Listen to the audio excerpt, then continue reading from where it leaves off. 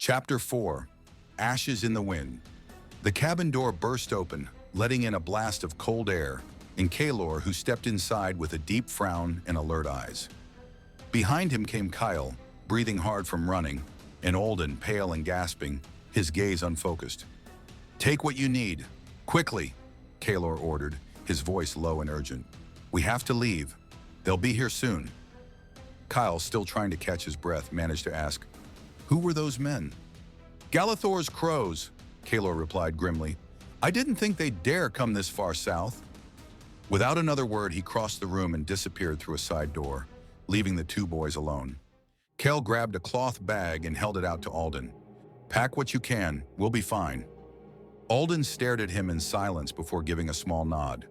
Kael had always been his anchor whenever fear or uncertainty threatened to overwhelm him. Today was no different. In the adjoining room, Kaelor pushed aside an old trunk. Beneath it, a few loose floorboards revealed a hidden compartment. Inside, wrapped in dust and years, lay a piece of fabric that had once been fine and costly. Now it was nothing more than a faded rag, but the sigil of House Galathor was still visible on it. Kaelor paused, staring at it with a hint of melancholy, before folding it carefully and placing it in his bag. From the same compartment, he took a small pouch filled with gold, silver, and bronze coins. Years of quiet preparation for a day he had always known would come. Then he retrieved a slender, elegant dagger with an ornate hilt. Finally, he lifted a short sword, beautifully crafted, its pommel engraved with the head of a wolf. He held it for a moment, remembering the man who once carried it, then fastened it to his belt. When he returned to the main room, the two boys were already prepared. Dark cloaks, light packs, and tense expressions. Kael adjusted a knife at his belt beside his sword, while Alden struggled to do the same with his own. "Let's go," Kaelor said. The door closed behind them as the three slipped into the forest. In the distance, flames devoured the village, and the echo of galloping horses grew closer, while a group of torch-bearing men approached the now-abandoned cabin. At dawn, Riven rode slowly through what remained of the village. Smoke rose in gray columns from the charred ruins, and the air smelled of ash and burnt wood. Bodies lay scattered along the road among debris and collapsed homes. His gaze landed on a small, overturned wooden cart, an infant's toy, now blackened with soot. He stopped his horse in the central square. A subordinate approached quickly and bowed his head. "My lord, the village is secured and fully searched," he reported. "Some villagers escaped during the night, but most have been captured. Among the dead and the prisoners, the bearer of the mark is not present." Riven exhaled slowly, frustration etched across his face.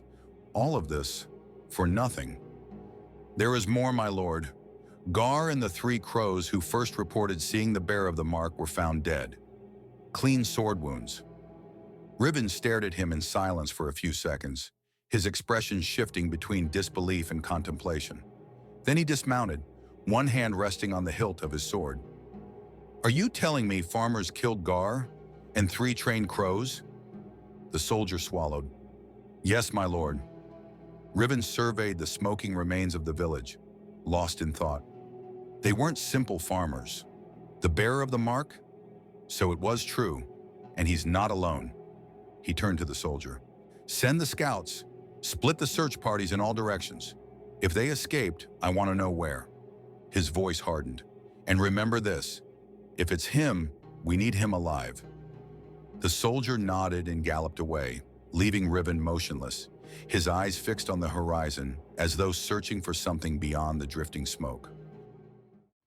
Hours later, Kaelor, Alden, and Kael reached a small clearing where a narrow stream wound between scattered stones. The murmur of running water mixed with the songs of morning birds, an unexpected moment of peace after the chaos. Kaelor turned to them. "We'll rest for a bit. I don't think they're following."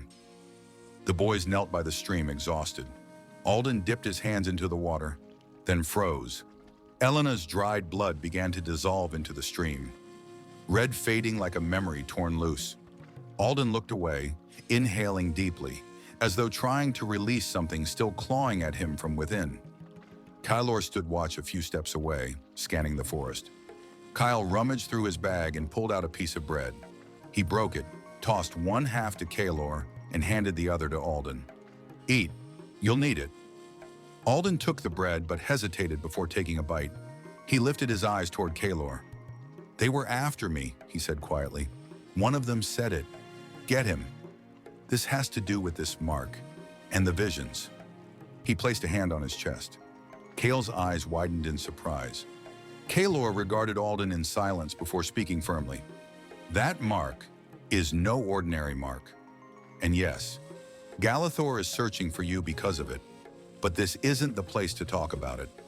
First, you tell me what you saw." Alden closed his eyes briefly, brow tightening. "Ruins, a temple, a woman I couldn't quite see, and a voice telling me to go to Arendor." Kaelor went still for a moment, as if the name echoed from somewhere far in his memory. "Arendor," he repeated softly, almost reverently. "Then we have our destination." He faced the two boys. "We head west to the kingdom of Valdara." The stream shimmered with the first light of morning. The air carried the scent of wet earth and distant ash drifting on the wind. As the three prepared to continue their journey, the flames of their past still burned behind them, on the horizon. And in the glow of dawn, the destiny of the bearer of the mark began to take shape.